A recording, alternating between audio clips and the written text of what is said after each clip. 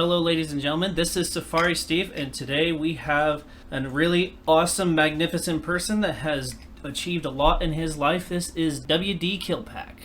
Welcome to the show, dude. Hey, thanks for having me. How you been?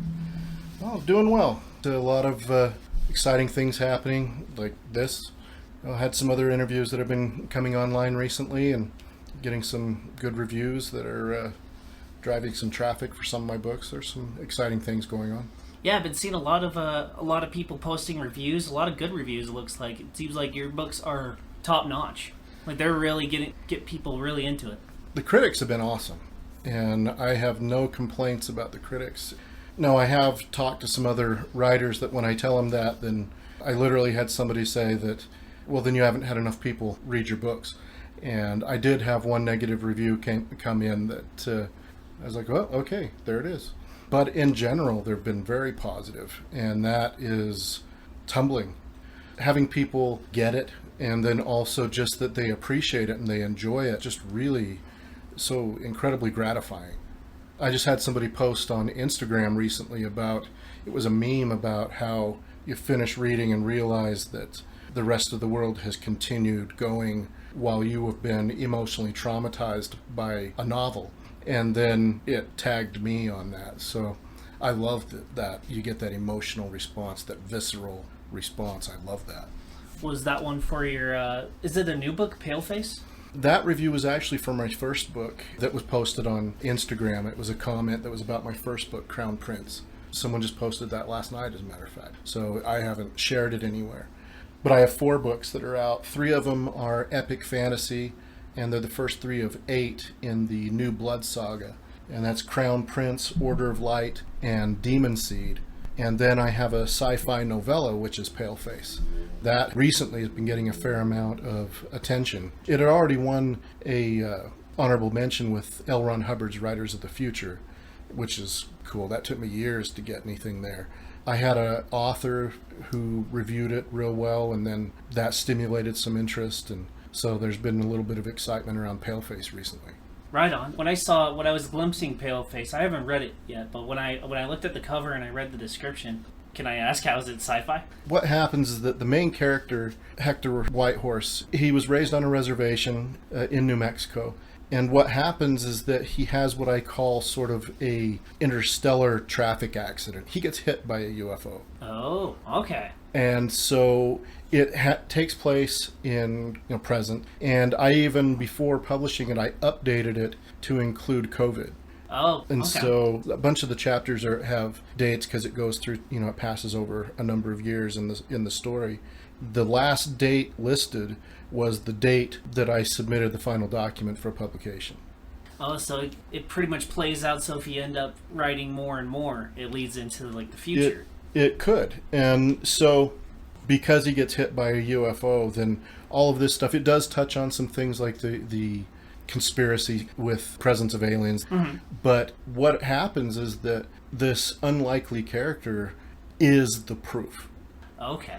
It goes through and it talks about that and a lot of the politics and the people that don't want people to know about him because that goes against a lot of different beliefs, whatever they might be.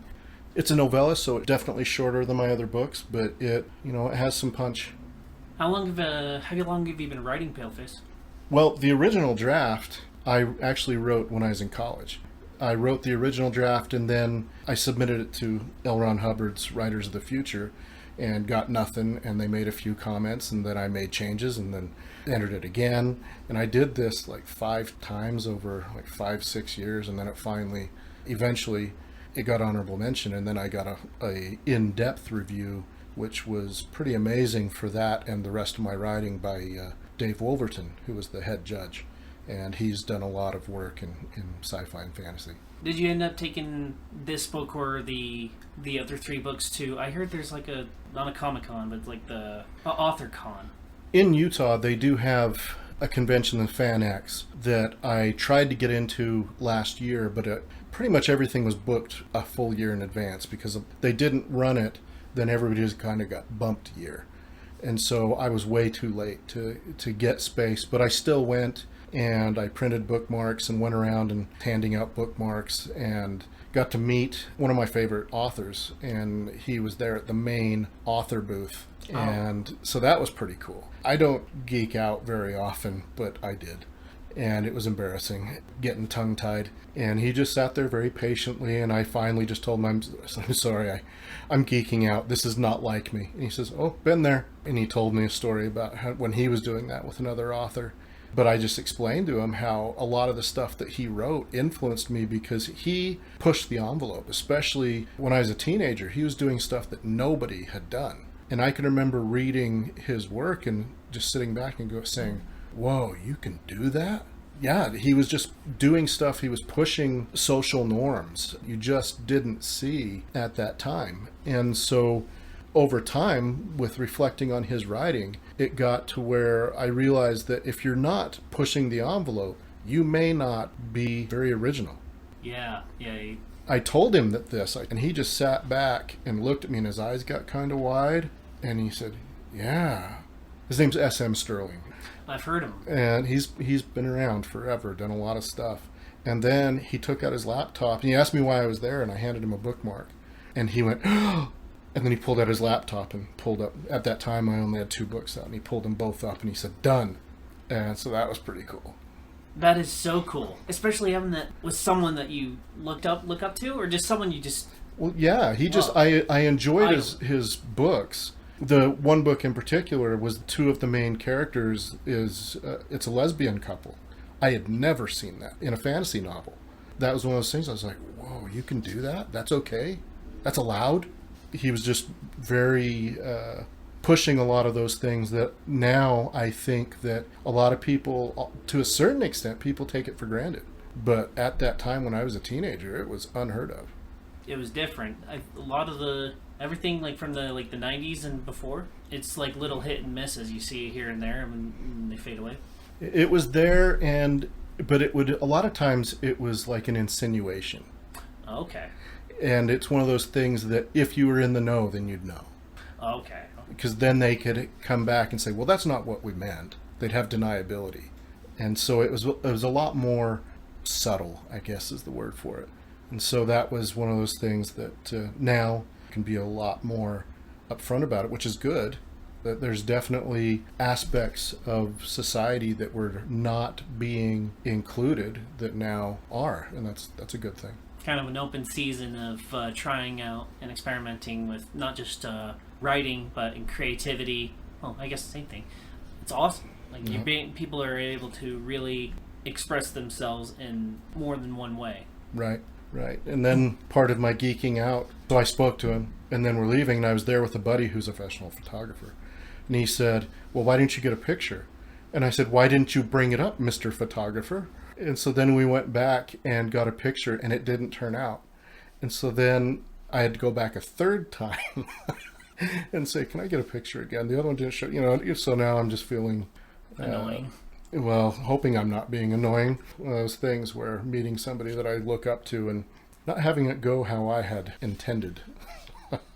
I've been there, not with like people really looked up to or anything like that, but like I've met Governor Herbert and then David Archuleta, but when I go up to them, it's like, what do I say to them? They're probably like, okay, I've heard that before. It's really nice to meet you. I really look up to you. It's like, or they're in the zone and they're like, it's like they have their normal response, and then they. And some people, especially if they're famous, then a lot of times there are people who it's almost like an inconvenience to have fans. And then there are others who I think really appreciate the support and having people come up and speak to them. I've heard stories about like Arnold Schwarzenegger, for example, where he just gets so involved talking to fans that he actually is somebody whose job is to come up and say, we need to move on. Yeah. That to me, I hope that's true. That to me is just sounds super cool because who doesn't love Arnold Schwarzenegger? There are people who are in those positions who I think really do genuinely appreciate where they're at, the opportunities that they've had, and they don't take it for granted. And that is a mark of a good person, just a genuine good human being.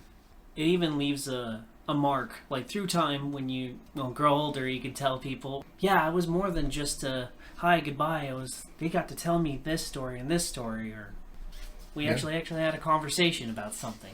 Yeah, I used to do a little acting years ago, very little. And I had a part in a movie that was called A Midnight Clear. On the breaks, when we would have meals, a bunch of these guys were unknowns at the time, but Gary Sinise was one of the characters, and Ethan Hawke, he was the star. But Gary Sinise would come over, and a bunch of the local actors that were there, the other actors would say, "Come sit with us." And he said, "No, I'm going to sit over here with the real people." And he would come and he would sit with us every day, and he would ask us questions about Utah, where they were really good questions. He had clearly been doing his research into Utah. And so meals were awesome because having him ask some of the questions that he did, I'm born and raised in Utah, but he helped me appreciate things that I had been taking for granted. Yes. And having it viewed through his lens just made it a little more apparent to me, where to me it was just like, oh yeah, done that, been there, but he just made it to where I went, oh, I guess that is pretty cool, isn't it? And that was a great experience. I guess I feel the same. I feel the same way about, like, I do take this land for granted some days because we have so many beautiful hikes and some things I didn't even know about, like Lake Powell or how many fossils or different Kings Peak, where Kings Peak is the lady, the Native American tale. There's a story of a Native American lady that look at the mountain on an artistic view. It's a shape of her. Oh, right. Now I know what you're talking about. Timpanogos? Yeah, Timpanogos. Oh, it wasn't Kings Peak. Timpanogos, sorry. That was my wife, by the way. She said that she wasn't going to be in the interview, but that's my wife, Allison. Hello. Hello. Didn't see you there. What you got for schooling? I went to West Jordan High School.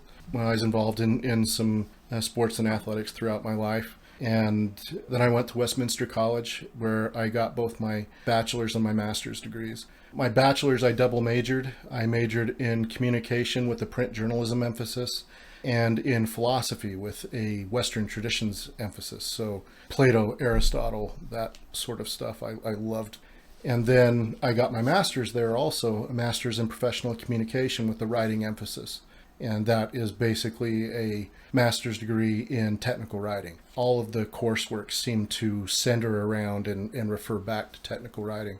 So I've done a lot of work in journalism, a lot of work as a technical writer, a lot of work in PR and marketing. I think the technical writing was actually really beneficial in writing about, well, writing in general, but especially writing about science fiction, because if you're doing a lot of research into the science end of it, which I do, and I really enjoy that, being able to break it down so that regular people can understand it is important.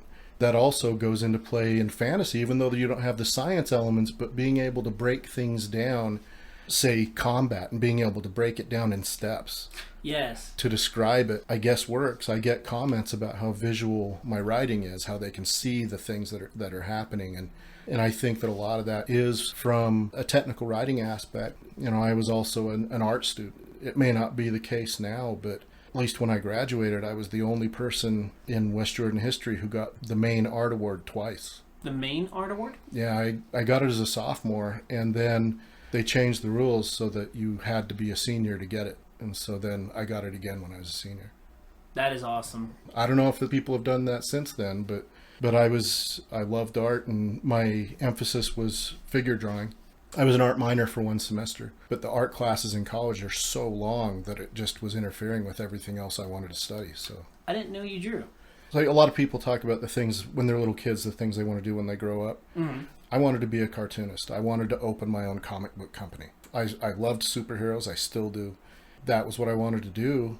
And then in 6th grade, there was a lady, Mrs. Farron, if you're out there, who she taught 2 of my classes. She told me that for every writing assignment in these 2 classes, rather than do the actual assignment, she told me to write a chapter of a book. Okay. And so by the end of 6th grade, when I was 12, I wrote my first fantasy novel.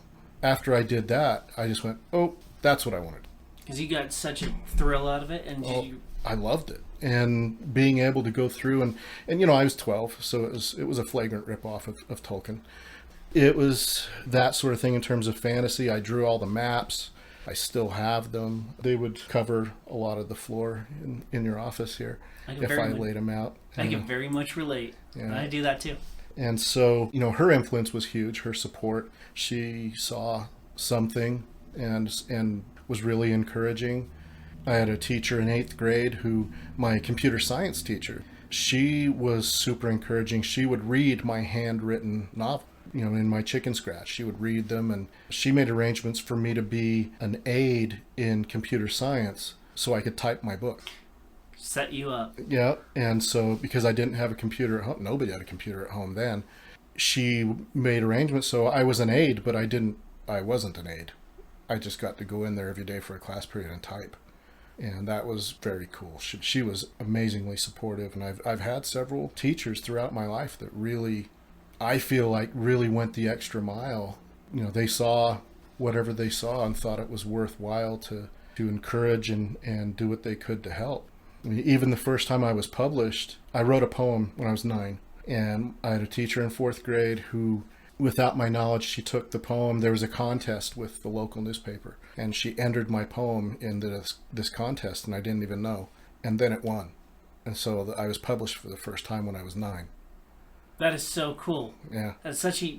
That was Miss Adams, if she's out there anywhere. Having people like that, I've had a few teachers like that have actually are probably responsible for a lot that I do, or a lot of the good values and philosophy I'm really into. Mm-hmm. And did you actually do the covers for your art books?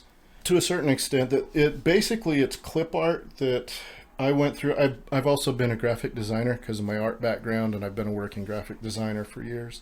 And so I have assembled clip art and gone through and drawn different things that on Crown Prince, if you look on the front cover and the back cover, that from front to back, I didn't mean for that to happen. I hit the wrong button and that happened, and I went, oh yeah, I'm keeping that. Happy accidents. Yeah.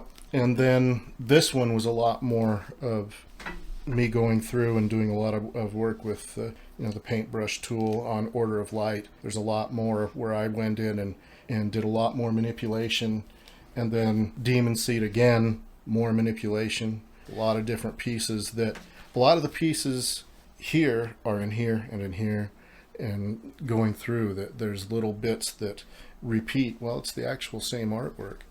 And then Paleface, I went through and again with different pieces of clip art.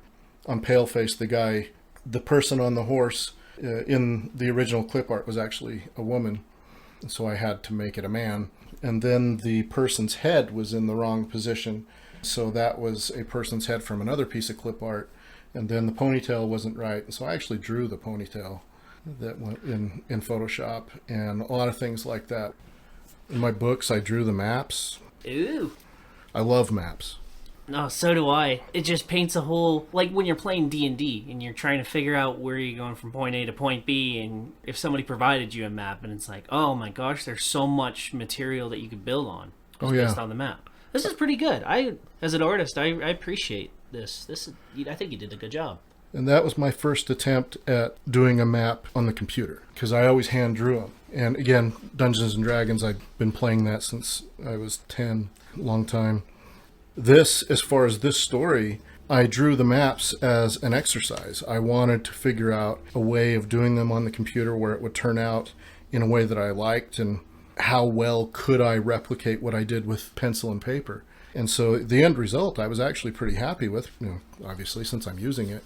I took some different pieces of information, and that's where the New Blood Saga came from. I had an idea for a character, I had these maps, and then I was having a dream, a recurring dream. And so I took the three and wove them together into the New Blood Saga.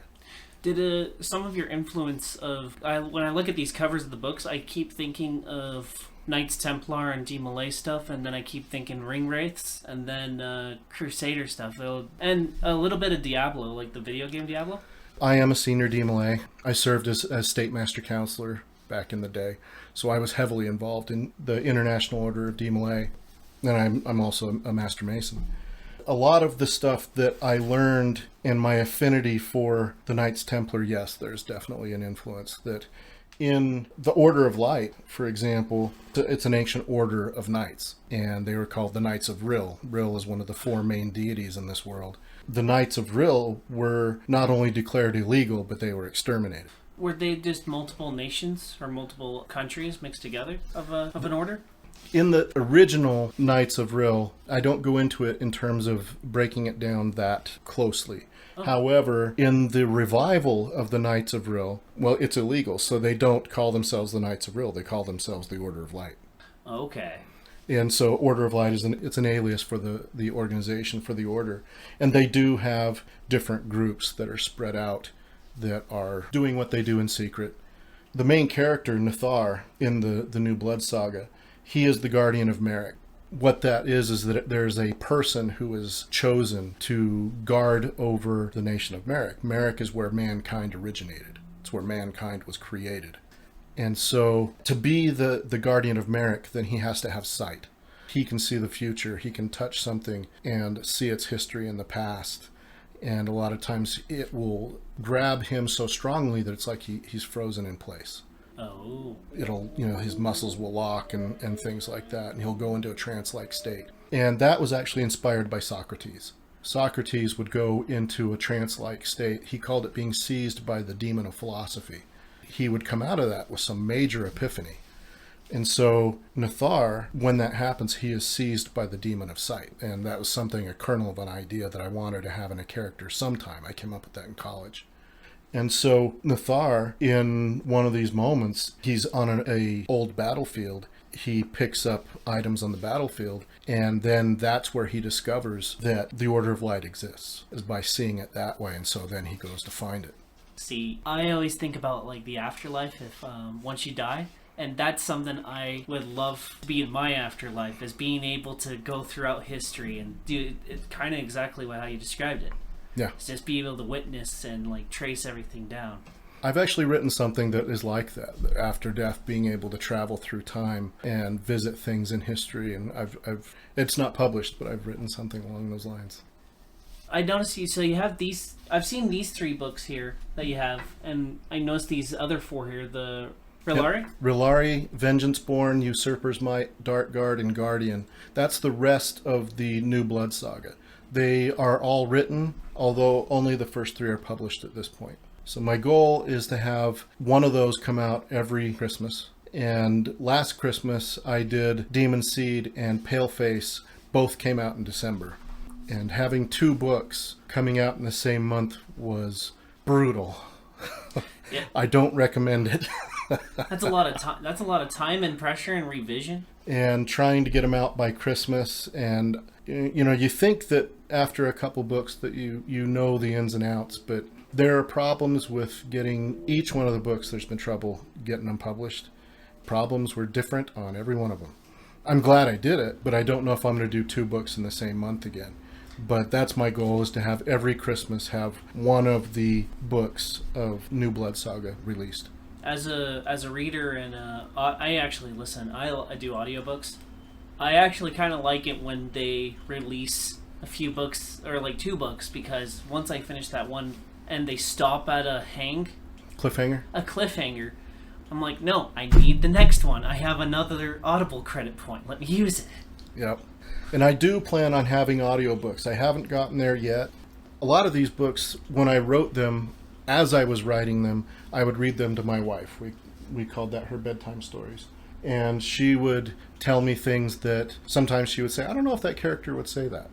Or more often, she'd, I don't know if a woman would say that, which is really important, because I think that that's almost arrogant for a man to think that he can write something that especially getting inside the head of a woman. That, to me, there's sort of an arrogance to that. So having her feedback was really important, and it made me feel more comfortable with doing that with my characters, that being able to get inside the heads of some female characters and having it approved by my wife. This is my wife approved. And so that's what we did. And so all 8 of the books are written, but I go back, and there were places where I didn't develop something because I knew that I would do it later. And so by the end of the series, then these things could go back and be woven back in. And so that's part of it, where the first go-round is done, and they're pretty solid at that point. But then there's the stuff that I developed in later books that I knew I was going to at least reference or give it a little more than just a reference in earlier books that then has to be woven in. So with some of the main character that ends up touching certain items or persons, does that kind of, if you can tell, does that kind of give a little hint and taste of the future books? Kind of like a little teaser, or like an Easter egg? An Easter egg, or potentially a lie. Not a lie, like if you end up going with the story and they end up taking a turn, like tripping destiny. Yes. There are things where that's sort of the trick with that character with sight, is that he has to figure out how to interpret it. And one of the things that he talks about is that with sight, there have been times in his life where he has tried to prevent something horrible from happening, and trying to prevent it made it worse. Okay. And then there are things that he sees that he does misinterpret, but they happen, and it can make those, when it actually happens, that it is that much more crushing, for lack of a better word. With this series, I was having a recurring dream for months, and it would just tear me up. I would wake up in tears. And so then I thought, well, obviously I need to write something about this. The dream that I was having takes place in book 4. Ew. And because I was going to write it, and then I thought, well, I can't do that in one book. I can't get that emotional gravitas in one book. So it was going to be a trilogy. And then it was going to be 6 books. And then it was 8. So do you end up, when you're writing these books, do you end up kind of jumping all over the place in regards to, like, of all the events or all the storyline is going to take place? Well, this is going to happen in, like, book 8, and this happens in book 2, and this happens. Like, you just kind of have these ideas that came out of nowhere that would... I wrote them in order, and I tend to do that. I'll start here and I'll write. I don't do a lot of rearranging necessarily. Mm-hmm. I have an idea of where it's going. The thing that I do is that a lot of people are just really steadfast about, you have to outline your book and have your plan and that. I don't outline my books. I have an idea of some key events, but how I get there, I want to surprise myself, if that makes sense. And so if it surprises me and I'm the one writing it, then it's definitely going to surprise a reader. And I have had some reviews of people saying that just when you think you know where it's going, it turns. That's what makes a TV series. Yeah, there's a lot of stuff where I've had things that, I didn't see that coming. And I say that, and I wrote it.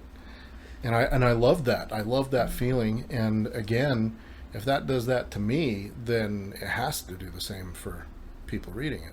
So I have an idea of where it's going. Every once in a while I might come up with an idea, and I think, oh yeah, that's awesome.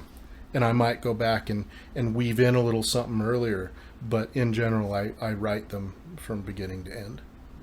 Okay. When you mentioned the character, he interpreted wrong, mm-hmm. and then there was a TV show I just finished watching, is Outlander, mm-hmm. and love Outlander. It's so good. Yeah. The same concept where they're trying to prevent something from happening, and the failed attempt, and it ends up turning into something else. The same literary, is it a motif? Well, it's definitely a trope. Anyway, the same literary tool with him using sight is the same there with Outlander with the time travel. It's the same deal. It's just viewed a little differently rather than actual time travel. In this case, it's because he saw it coming. And again, there's times where he'll be seized by sight and he's frozen. There's a scene in Order of Light where he's in search of this order, and he's not sure that this person is who he's looking for. Seeing this image is not as clear as he'd like. So then he shakes her hand, and he freezes, and he starts seeing all this stuff. And she starts to freak out because she can't get her hand out, and he's turned into a statue, more or less. Yeah. And she can't get her hand out, and she's yelling at his friend, tell him to let go, get him to let go. And he's saying, don't do anything, just wait, because if he comes out of it and what he's seeing is bad, that can be bad. Just wait. Just let him. Don't upset him. Don't disturb him. Let it play out. And so there's a lot of that where that same sort of interplay with what are you seeing and how can you make the most of it, or how can you prevent it. In Outlander, where they're wanting to try and prevent the deaths of some of their friends and that sort of thing in the Revolutionary War. And a lot of that absolutely is here, that Nathar knows that someone who is pretty much his best friend, he knows he's not going to make it. Oh, teaser! Don't teaser. Yeah. And well, it's early on in the book. That's not too much of a spoiler. But anyway, and so he has to deal with that. And that's one of the things with him, is that he has to detach. He has to learn to not connect emotionally, because otherwise, literally, it could make him go insane. Is it mainly thinking with a logical brain, and then when he thinks about this, it almost puts him into the emotional state? Mm-hmm. Yeah. And makes him make rash decisions, I assume? He doesn't make rash decisions, but he talks about times that he did. You're getting the fully developed Nathar. He embodies the guardian of Merrick. He's it. He does it very, very well. But he doesn't necessarily make rash decisions. He's got a bit of a temper. You know, the first book is called Crown Prince because he has saved the Crown Prince, a newborn Crown Prince, with the fall of a city. And so he flees with the baby and a wet nurse. There's an event that puts the Crown Prince in danger, a few years later, and he puts on a pretty good display of what could have happened to this young boy had that gone wrong. He is trying to impress upon him very clearly how bad it would be, how painful, how all these things, because if he is lost, then all is lost. And having this child survive is so important. And so the wet nurse, who's still there, is upset at him for what he said to the Crown Prince, and he basically says it has to be done. He cannot be doing things like that. Reality check. Yes, exactly. So he is not afraid to do what has to be done. And because some of those things are not necessarily what you think of as your classic sort of almost cliche hero. He does things that, you might think, wow, that wasn't very cool, but I can see why he did it. But then hopefully it's like, well, if I was in the same place, I'd probably have done the same thing. And it tries to illustrate that those things that, it might have been horrible, but it had to be done. He makes those hard choices. He makes those hard decisions. Do you have, I want to say, NPCs, like the characters that are like side characters, or the ones that are just kind of walking on? Do you have some of those that just kind of, instead of thinking that way, saying, hey, I would have been put myself in that shoes, they're just kind of the antagonistic crowd that just assumes, like, which, just blatantly think that way?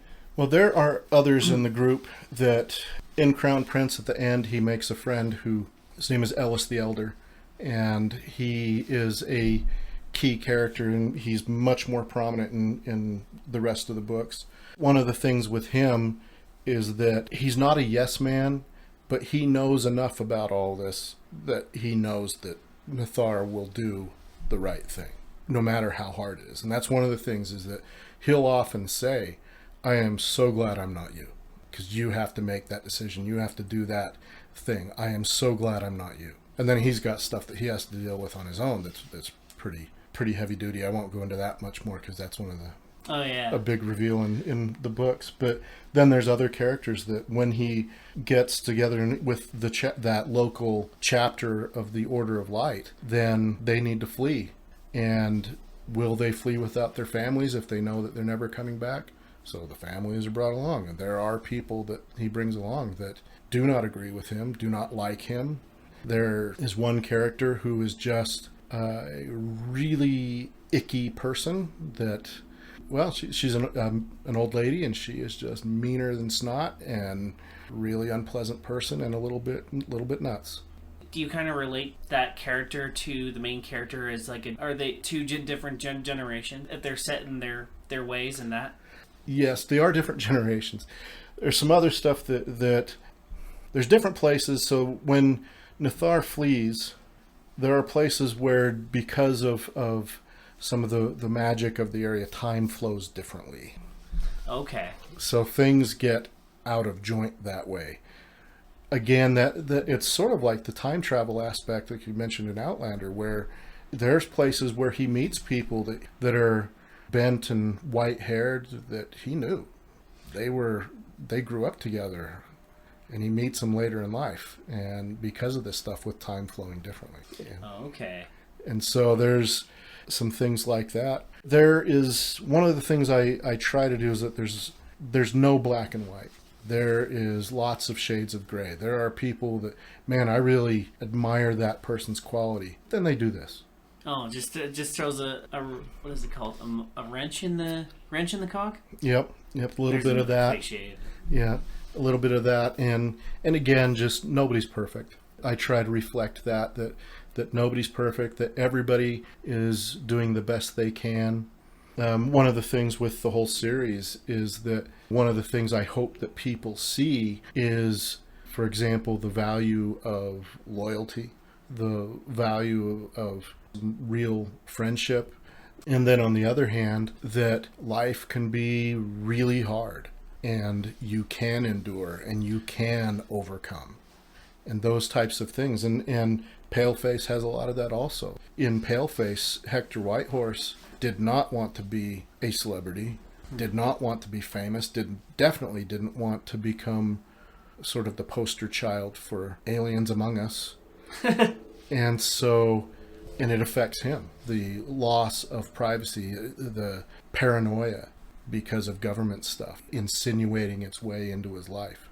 And it goes from where he wanted to live more of a private life to being thrust in public, but then when he's not in the limelight, he is totally cut off.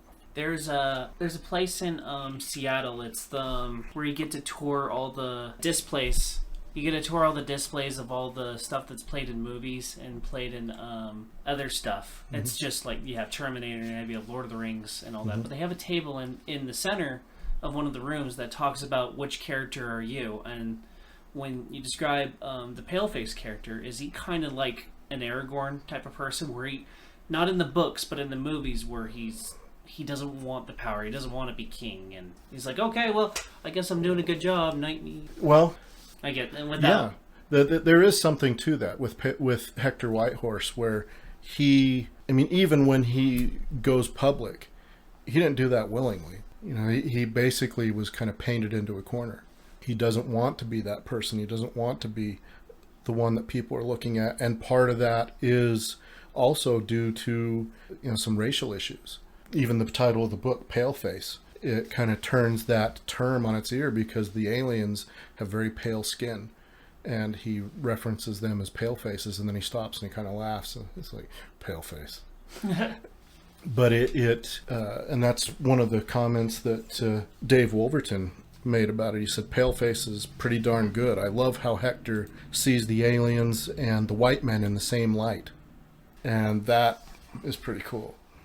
And imagine what's his face from the National Geographic. He's like, aliens. I forgot his name, the crazy haired guy. That I don't know if I can say the name, but anyway. I had another question for you. So I read, you mentioned earlier, like the guy that you met, crazy to meet. Talking about the author that. Yeah. So for me, I would love to meet the authors who wrote the World of Warcraft series, and B.V. Larson writes all the Undying Mercenaries that I've read. What I'm trying to get at is, when I read all the World of Warcraft stuff, I played World of Warcraft, and I was able to see all the landscapes that playing the game.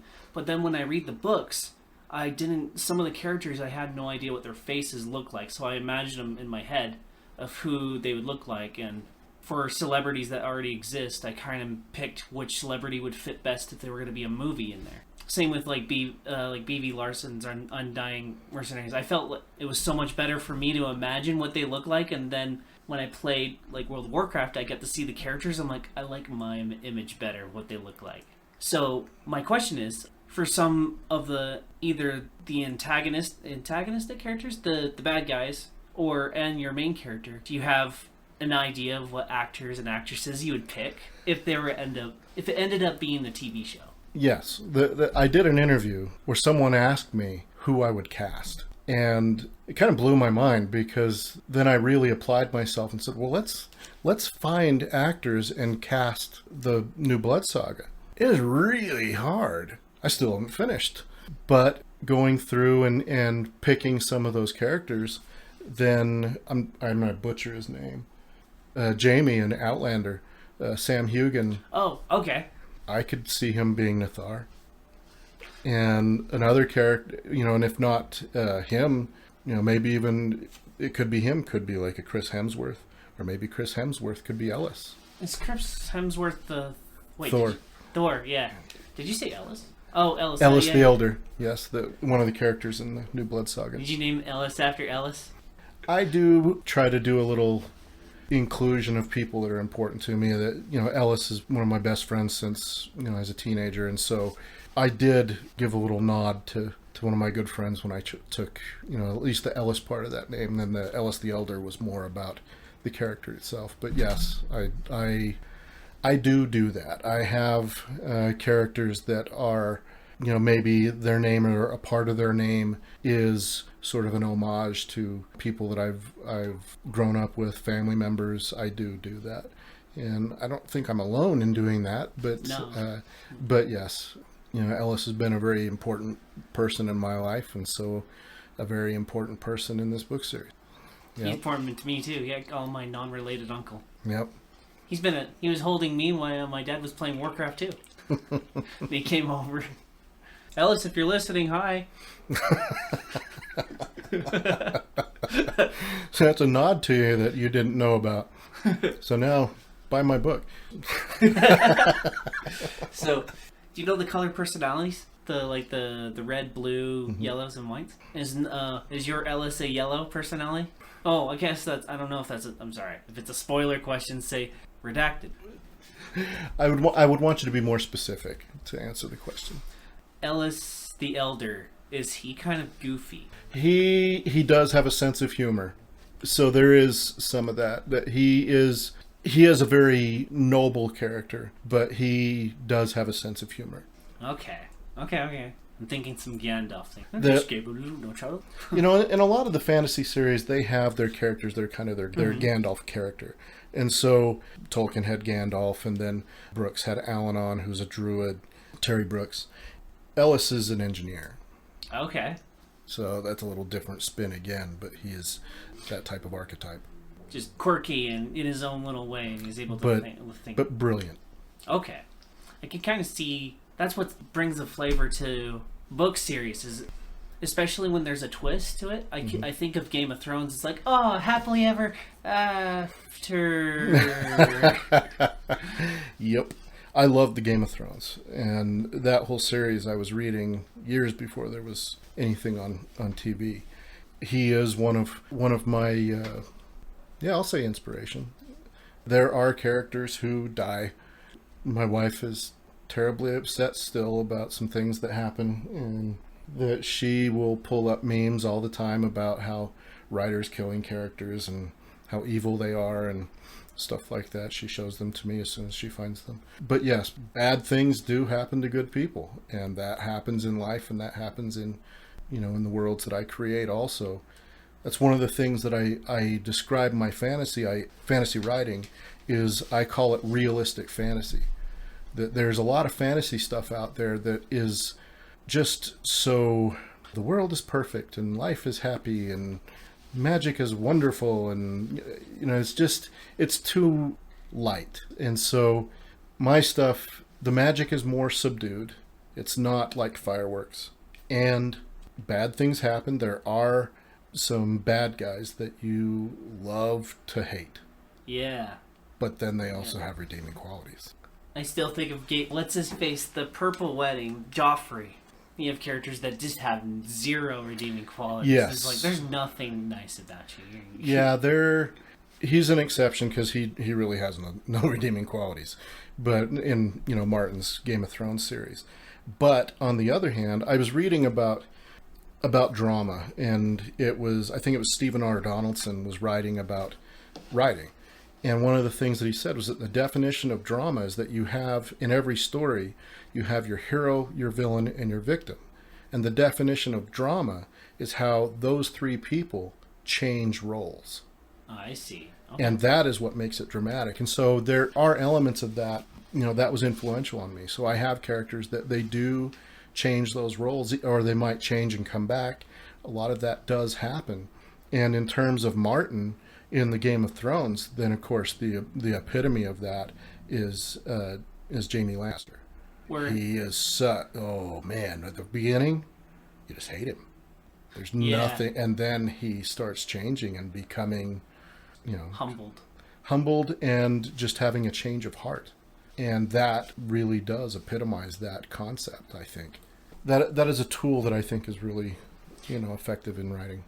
Is the other effective thing in writing, which is my pet peeve, is like watching Outlander or Game of Thrones or characters that know each other, or they know like mutual people, and they're like something happens to one person, but it could have been prevented if they just communicated. There's so much communication failure. Or it's like, oh, by the way, if I told you this whole line of episodes wouldn't even happen. Yeah, people make mistakes. The other thing is that I have characters that they have arguments. They get in fights. And there are things where you as the reader, you know the reason behind it. And then they're fighting and you're like, oh, that's not what they meant. But now they're angry and they're going down that path. And you're like, oh, guys. It's like, no, baby, come back. Yep. Dude, do you have any pet peeves about anything, like things that have stumped you or things that have just irritated you during the whole process of writing the book? Like, in terms of writing, there have been times where it's like, well, okay, I can't continue on this path until I do some research. I've gone as far as I can because if I keep going and I have it wrong, somebody's going to call you out. Then, yeah, or it just won't work. And, and that's one of those things that when I was in college, I actually loved that. When I'd be writing a paper and then I'd get to a certain point, so, whoa, I was wrong. I have to start over. But I appreciated that I was finding out that, oh, yeah, I wish I hadn't shot off my mouth to those people about that because I was up in the night. So there are points when I was writing these where I say, okay, that would be one of those moments where I mentioned that I knew I was going to come back and flesh it out, because I'd get to a point where that's going to take more work and I don't want to do it right now because things are flowing. And so I'll skip a little bit there, and then knowing I'm going to come back and give it some extra love. But the writing part, the writing is the joy. That's the best part, is the writing. Editing is grinding, grueling, tedious, and I edit my own work, and that is the hardest kind of editing. Because as the author, I know what I was meaning to say. Yeah. And so reading my stuff to my wife then helped, because if you read it out loud, that's one of the things that, I've been teaching college for 25 years. One of the things I tell my students is read it out loud, because your ear will pick things up that you won't pick up just looking at the screen. And so reading my stuff to my wife would help me pick these things up. But still, that's that's grueling.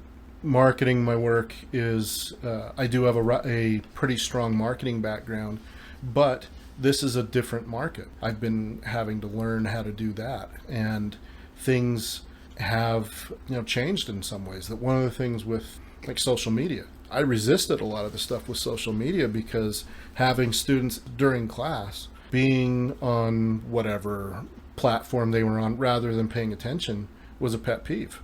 And so just out of stubbornness, I resisted going into those areas.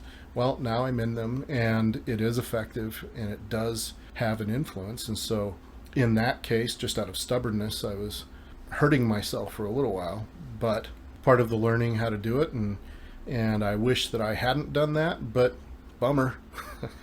You just got to keep moving on and make things work.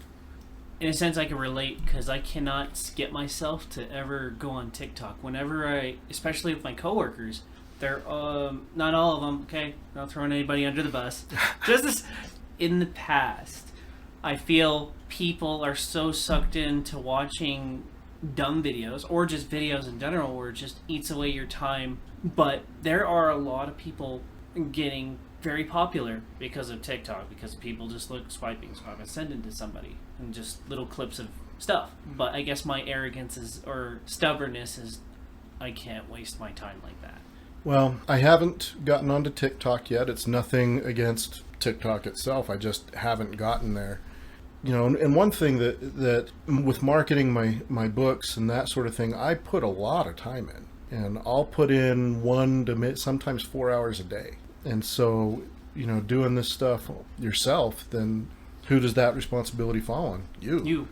So I put a lot of time into that, and with learning, I've worked in marketing in a lot of different fields, but not this one specifically. And so I've had to learn it, and that sometimes takes time. I've done things that, whoops, guess I shouldn't have done that. Just some mistakes along the way, and luckily nothing has been too expensive or damaging that way. And so I had a pretty good foundation to work from. The influence of social media has been more significant than I realized, but at the same time, I've had people making claims that I haven't seen that.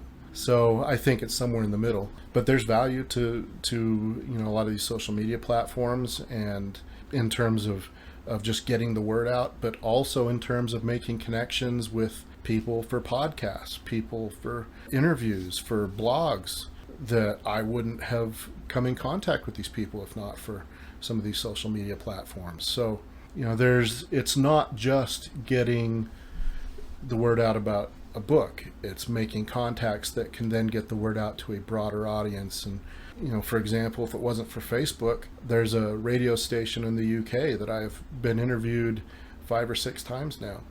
That was off of Facebook. Was that this one, Whatever It Takes? Was that the... that one was in India. India. And that Crazy. was also Facebook. And that was, isn't that crazy? Yeah. I was on a podcast out of India. And so I've had a couple out of Canada. That one was out of India. I've had the radio station in the UK, a radio station out of New Hampshire. All of those wouldn't have been possible. How would we know if not for some of these social media platforms, that the power of the internet? Well, and then just my very first interview was with a woman who I believe was from Africa, but now she's living in Canada. And that was on Zoom. And one of the reasons that I didn't get a lot of parts acting was when it came to the screen test, watching myself, I don't like it. Yeah. And so in that first interview, it's on Zoom. So I'm being interviewed, but I'm looking at myself. Feel self-conscious? Yeah, I don't like it. You're just like, my hair. Well, or just, what's wrong with my nose? And, whatever. Yeah. And so I did that first interview, and someone asked me, was I reading from something? No, I just wasn't looking at myself. So I was looking below the screen. Oh. And people thought it looked like I was reading, but I wasn't. I was just not making eye contact with myself. Because if you think about that, that's pretty unnatural. Oh, yeah. It's a weird experience, like just picking up the new, like doing this podcast stuff. It's little quirks you pick up, like the first interviews you do. It's like, shouldn't I have said that? Why did I do that? Okay, I will probably not say that next time. And then you get the negative comebacks. You're like, should I take this to heart or should I just be nonchalant? I'm like, okay, whatever. Well, and that's the thing, too, is that if you're doing something that's being viewed by the public, then you have to be thick-skinned. Yes. And working in journalism, it's essential because, even in college, in the college paper, writing stuff, we had a professor who, for lack of a better word, she hated us. We would get hate mail from this English professor every other week. And so when we got and this was not email days, this was, you would get a letter through campus mail from her. And so you'd see it and be like, oh, and we'd all groan or be passing it around. You open it, because nobody wanted to hear how she was just going to tear into us. And then I did a review of Mel Gibson's Hamlet, which was great. And if you haven't seen it, see it. He plays Hamlet differently than I've seen anywhere else. I always felt like Hamlet was a whiner. I thought so too. But Mel Gibson, he plays him much more like a heroic character. So I did the review, and then we got a letter from that professor, and it was addressed to me specifically, not just the newspaper. And I was like, oh crap. And I hadn't even opened it, and I knew it was going to be, and then I opened it up, and it's the only time I ever saw her praise something in the newspaper. And she just liked my review for whatever reason. She's got a thing for Mel Gibson. Okay. That might be the case. Maybe I just got to benefit from that. I'll accept that as an explanation. Do you, with all the letters she wrote, were you able to decipher between constructive criticism or her just running her mouth? Or just people being keyboard or paper letter warriors? Most of what she complained about was style. And the thing is that different fields have different style guides. And this is one of the things as a technical writer, is that when I was editing and doing writing for specific journals, depending on the field that it's in, it has a different style guide. And so in newspaper, we used AP style, which is Associated Press style. Okay. She probably was using Chicago style, which is a little different. And right now with my students, a lot of times they use APA style, which is American Psychological Association. And I don't know why that is. That's not a generalized style book. I always wondered what that meant. Because Yeah. they always told us to use it in this style. I'm like, I don't know what that means, but there's the button. Okay. Yeah. And I've done stuff where I've been writing for medical journals or editing for medical journals, and the AMA style guide. Holy crap. There's stuff in there that they require that's really hard and makes no logical sense, and it's almost like they made it so hard just to make it harder to publish. Like it was just an obstacle deliberately set to make it where you would get thrown out. Is that how terms and conditions or contracts are written then? Well, a lot of stuff in terms of legal contracts, there are style guides that deal with that. And then, see, law is a whole other animal because there's a lot of legal terminology that is just, a lot of it's Latin and a lot of it is, for lack of a better word, it's kind of industry specific. And so, for example, if you are being an interpreter for the courts, you can be fluent, but then you still can't translate the legalese. And so I had a project where I was writing a training manual for a government agency that dealt with the courts. Oh man, talk about pain. And a lot of the stuff in the courts is designed to make it too hard because then you're not wasting the court's time with stuff that's ridiculous, because they make you have to really want to do it to go through all this crap in order to bring something to court. And I had to document how to do all this stuff, all these things that are just so labor intensive and time intensive, and it was a beast. In the end, it was actually, when I was getting my master's, I could do a thesis or a field project. It was my field project, and in the end I didn't finish, but they said, this is better than anything we've ever had. We're good. You're awesome. Thank you. I'm like, but I didn't get all the way through the process. And they're like, yeah, it's okay. This is more than we've ever had. And so the last I knew, they were still using it. But it was on par with the medical stuff as far as the difficulty and the things that, why do I have to do it like this? Why do I have to say it like that? And the answer is because we told you to. Those are the rules. Because we told you to. Yes, and that's how we want it, and there's no logic. It just, there might be, but I don't know what it is. Yeah, I find them, I actually, for some reason, enjoy reading terms and conditions. Because there was one time I was playing Elder Scrolls Online, but I had to wait for the download. And that was 3 hours of my time because they give you a giant thing to download. Anyways, while I was waiting, I was looking at the terms and conditions. I was reading that anything that you submit to them with all their wording is anything you submit, media, art, music, or any letters, is now owned by them. Yes. Same goes for Instagram. Whatever you post up on there is now owned by them. You can fact check me, anybody, but I'm going to say allegedly because I don't know everything. But anyways, as I was reading that, it's pretty much not owned by you. There is a lot of stuff in terms and conditions, and again, as a technical writer, I've had to write these things. And I had a deal that I was writing a proposal to develop this huge software project, and it was largely database driven, so I won't get into the details of that. But I was writing the proposal because I also did proposal writing. When it came to the warranty, they wanted a warranty, which is not always the case. The government agency that I was writing the proposal for wanted a warranty.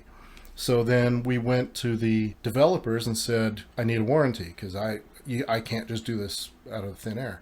So they gave me a warranty, and then I read it, And I went to the people in charge, and it says, and I told them, this warranty says they're not going to support the product once it's sold. And they said, what do you mean? And I pointed out the area where it was embedded, and it was in there where you have to really read it closely to know. And they went, oh, well, what do you think about that? And I said, I wouldn't agree to that. And then they went back and they said, oh, that's just how it's done. We're like, okay. And then we didn't get the project, and the thing that they said was the reason why was that. So it pretty much voids the whole idea. Yeah, they're saying, yeah, we'll give it to you and it'll be working, but if it stops working, then you're going to have to pay us. It's not me, it's you. Yeah. And a lot of that, so I do read a lot of stuff. And so a lot of times if you have things that need to be assembled, I actually read the instructions because I used to write the instructions. And so I'll read them because I know what goes into it. And place where I was working as a technical writer, if tech support was all busy, then sometimes I had to take calls. And I'd had people on the phone just really upset, and they can hear me flipping through pages. And they're saying, what are you doing? I said, I'm looking through the manual. It's not in the manual. I've been through that from cover to cover. And I said, well, I know it's in the manual because I wrote it. Just give me a second. I know it's in here. And then tell them what page, and they're like, oh, yeah, that's pretty clear. And then that ends the call. Which brings me back to when you're talking about your wife and just having a spouse, is when I do artwork or anything, or just it sounds good in my brain, so I either draw it out or I tell her about it, and oh, I didn't think about that, or I always miss something. And for those people to like, I've read the cover to cover, it's like, I know what I'm talking about. All right, I'll take accountability and humble myself. I am so sorry. Have a good day. Bye. Well, not that. I wish that happened more than it actually did, where they did that. But usually it's like, oh, click. But you're right about, having my wife being my sounding board, that all the time that she'll bring up stuff that I don't think that character would say that. Or sometimes, I think you went too far. And it's like, okay, too far too soon sometimes. Or sometimes, no, that's just too much. Okay. And then some of the stuff with designing covers. I've been working on the cover for book 4 for Rilari. Even though as an art student, I'm slightly colorblind. Oh. Telling shades apart is hard. I got away with it, for the most part. I think you did a good job. Thank you. But if you notice, there's a monochrome quality. Yes. And that helps me because I can tell primary colors apart, but telling certain shades apart is really hard. And so working on book 4, I would ask her to look at it, and she'd say it needs to be more like this, more this way, and sometimes I would get frustrated, and she'd say, I hate helping you with that because you get mad. And it's like, I'm not mad. I'm frustrated with myself because I spent all these hours on that. But I didn't know I was going in the wrong direction because I can't tell that that's this. And so as an art student for a big space of years, I worked in pen and ink or in pencil because there were not shades of color to deal with. Yeah, I did too. And so my advanced art teacher, Miss Winger, if you're out there, I think she figured it out. She said I had to do work in color. So the next thing I did in sepia tone. It was monochrome. But it was brown. And so she's like, that's not color. And I said, yes, it is. That is not pencil. And she said, all right, you'll get away with it on this one, but never again. And so what she did to help was that she had me do stuff in Prismacolor, which are colored pencils that are oil-based, and they have numbers on them. And she would tell me what numbers to use in what part. And I could do that, but being able to come up with it on my own was very, very hard. And so those are some of the challenges as far as art and graphic design. I do a lot of stuff with those types of things that have some pretty extreme contrast because it has to be more extreme contrast for me to tell the difference. We were looking at doing some repainting in the house. We were at a store and she points at one area of paint chips, like they have at Home Depot or something. And then there's one next to it. And she said, do you like this one or do you like this one? And I started to laugh. And she turned and looked at me. And I said, oh, they're different? Yeah. So you go look at your house, you're like, that's tan, that's not white. I'm actually looking at my room now, and now I see tan and white. Well, and there's certain areas of the spectrum that it's really hard. She likes to tease me about that, and stuff. And sometimes I'll be wearing things that don't match, and I can't tell until I'm in sunlight. And there's a shirt that I always thought was gray, and then we got into some place where it had just really good lighting, and I realized it's actually green, but I thought it was gray for years. You wear two different kinds of socks too? Not on purpose, but there was one time I was a state champion in boxing, so I did a speech about boxing in school in junior high, and so I showed some video of when I took state, and these girls are laughing, and it's really getting under my skin because I'm doing a speech and it's me that's up there and stuff. I'm really nervous and all that, and they're giggling, and it's really upsetting me. And so I'm just gritting my teeth and gutting my way through it. And it got to the point where the teacher intervened, and the teacher said, "What are you laughing at?" And one of them said, "His socks don't match." And then did everyone start And then everybody laughed, and then it was over. It was those shades I couldn't tell, and here I am showing this video to the class, and because my socks don't match, then it disrupted my whole presentation and traumatized me because I'm still talking about it this many years later. That's just how it is. That's the cool thing about having bad experiences is finding your way away from it and finding a better place. And in that case, it was sweat socks that don't have colored stripes on them. All white. Because I can figure out what that is. So I have four sets of socks. One I accidentally took from my sister's because she wears the same socks I do, but the difference is hers are softer and hers has writing on the front of it, but it's faded. It's just as dark as the sock itself. So I'm like, oh, this is comfy. Why does this feel different? And I do it all the time. We're coming up on our time here. So I started a new thing for all these shows, and it's way off topic. But what are your local favorite restaurants? Oh. Here in Salt Lake. Probably my favorite kind of food is Greek. So I really like Greek souvlaki, and there are a few locations of that around. It's kind of fast food, but it's not really, because it's pretty difficult to do fast food that's Greek. I do like, it's a Greek burger place, but I like Apollo Burger.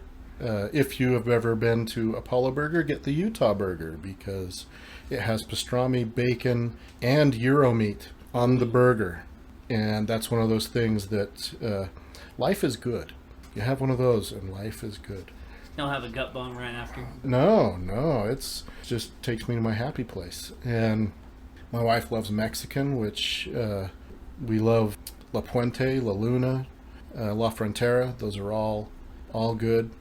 La Luna, if it's not on the menu, but if you get chili Colorado at La Luna, I can tolerate heat. I like spicy food. If I'm sweating and my nose is running and my mouth is red an inch around my lips, life is good. But the chili Colorado at La Luna does challenge me. Take you to the next level. Yep, and so that is one of those things that's not on the menu, but if you ask for it, you can have it. They might try to do a disclaimer or warn you, but I like all of that. And are there any of my other favorites that you can think of? Oh, it's cool. Yeah, my wife is saying I'm not on this show. I love to cook, and I love good food. I've been working on trying to master Asian cooking because it's just a little different. Yeah. I think I do some good Greek. I do some good Italian. I can even do a little, I love Cajun, except in Utah, finding a Cajun restaurant is next to impossible. Yeah, I don't know of any. Yeah, there have been some that have come and gone, and they were awesome, but they're gone. I can cook. I'll pat myself on the back with that. I can cook. Asian is different, and there are some things that reading the recipes that I think, why? But then I do it, and it makes a difference. If you watch on YouTube Uncle Roger, Okay, I'm not familiar with that one. I'll have to try that. He's a comedian, but he's also he's a huge food critic, and he also makes fun of some other British cooks and whatnot. He makes fun of Gordon Ramsay, he makes fun of that other guy. But learning the styles like cooking Vietnamese food or using the wok or how much MSG you're pouring in, using the techniques that It's very entertaining, and it makes me hungry every time. Well, in one of my little side projects is I do a little bit of blogging on foodutah.com. It's one of my little side things. It's not getting the love that it deserves, but there's some reviews, there's some recipes, there's some stuff. I wrote an article about the secret of the bay leaf because I didn't get it in Italian cooking. Bay leaf, bay leaf, bay leaf. It's like, it doesn't do anything. And then I did some research and then started looking for the stuff that in this article, and I was like, yes, it does do something. Yeah. And it made me happy, and that's a good thing. I love finding the benefits of all the herbs and spices, what it does to you as a health-wise. Mm-hmm. Speaking of your blog and whatnot, before we end the show, where can people find your books? How can they purchase them, and anything about you they'd like to find out about you? The communication hub for all of this, my life dream, is kilpack.net. That's KILPACK.net. And it has information about all my books. It has information about me if you care. It has photos where people send me pictures of themselves holding my books. That just came out of the blue. Didn't see that coming, but it's awesome. You can become a member where you receive newsletters. You just click on membership and become a member of the Knights of Rill. And it has purchase links that are right there on the left side of the homepage. It's got banner ads and links if you want to get it on Amazon. If you want to get ebook for the Nook or for Kobo, then it's there. That is the hub. Everything radiates out from kilpack.net. Okay, right on. Do you have stuff on Amazon? Your book? The paperback and for ebook is on Amazon. Whenever I get to doing the audiobook, then that'll be on Audible and all that. That's another thing I'm gonna have to figure out. It does have sample readings. I've done some sample readings from each of my books that, yeah, that's actually me, for better or for worse. My wife says that I need to do the reading on my audiobooks, and I think she's biased because I'm her husband, but I've had other people say that they liked my readings that are totally unrelated, so maybe that's not bias. Maybe you're just good at it. I don't know. We'll see. Was there any other sites you can, or anything else you'd like the listener to know about? Well, there's links there for all kinds of social media platforms. If you want to follow me, friend me, whatever the things are, then I've got links at the bottom of the homepage and on the about pages. There's a lot of places you can find me on Goodreads, Amazon, BookBub. The new one is Pinterest, Twitter, Instagram. There's a lot of stuff there that, whatever floats your boat, then I hope that I've got it on there if you're interested. I try to have some fun with it and try to make it interesting for people where you're not just seeing the same thing over and over. And I try to have some fun with it. That, if you're going to do this, it's a lot of work. If it's a lot of work and you're not enjoying it, it's not worth it. You got to have fun. You got to be able to enjoy it. And people, the readers have been amazing. Having people send me photos and videos where they joined, and I sent them the vows of the Knights of Rill, and they videoed themselves reciting the vows and sent them to me. Got some fans. I posted some of them I didn't, and stuff like that, but it's just awesome. And that was one of those things that just happened, and I thought, wow, that's awesome. Let's see if anybody else will do it. And then they did. That is so cool. And a lot of it is very organic, and so I'm trying to have fun with it, and I've had people tell me that there's a lot of fun stuff on there, and so it's like it's a place where we can all play. Right on, right on. I am looking forward to eventually reading your books and hopefully eventually listening to them. I really appreciate you being on the show, man. This is awesome. Well, I've really enjoyed it. This is a lot of questions and directions that I haven't been taken on before, so that's awesome. Yeah, and I'm excited for you to keep going. I'm excited for you to release these books. This is badass. Cool, man. Well, I hope you have a good night, and thank you all for listening.